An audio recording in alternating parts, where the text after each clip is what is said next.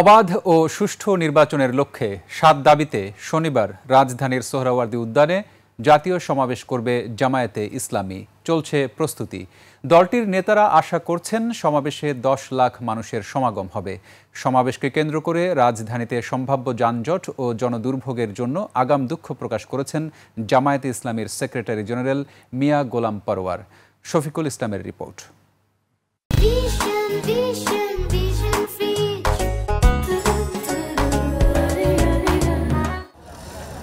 শনিবার দুপুর ২টায় সোহরাওয়ার্দী উদ্যানে জামায়াতে ইসলামীর জাতীয় সমাবেশ চলছে প্রস্তুতি, তৈরি হচ্ছে মঞ্চ। জামায়াতের নেতারা বলছেন বিভিন্ন প্রান্ত থেকে সমাবেশে আসবে ১০ থেকে ১৫ লক্ষ নেতাকর্মী।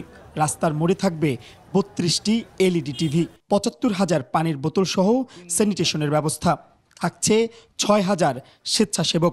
এখানে আমাদের মেহমান আসবে অনেকেই, বিভিন্ন রাজনৈতিক দল, পেশাজীবী সংগঠনগুলোর প্রতিনিধিরা আসবে, শহীদ পরিবারের সদস্যরা আসবে, পঙ্গু আহতরা আসবে।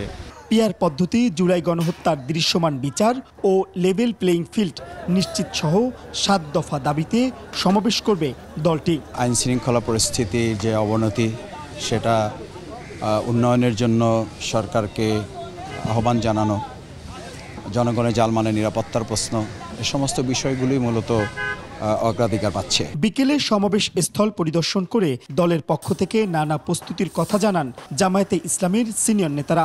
আমাদের রাজধানীতে যে লক্ষ লক্ষ লোক প্রবেশ করবে তাতে কিছু যানজট হবে, সাময়িক কিছু জনদুর্ভোগ হতে পারে। এই জন্য আমাদের সম্মানিত আমিরে জামাতের পক্ষ থেকে আমি রাজধানীবাসী এবং দেশবাসীর কাছে অগ্রিম ক্ষমা প্রার্থনা করছি। গণঅভ্যুত্থানের পর এবারই প্রথমবার বড় পরিসরে সমাবেশের আয়োজন করেছে জামায়াতে ইসলামী। ইতিমধ্যে আসতে শুরু করেছে নেতাকর্মীরা।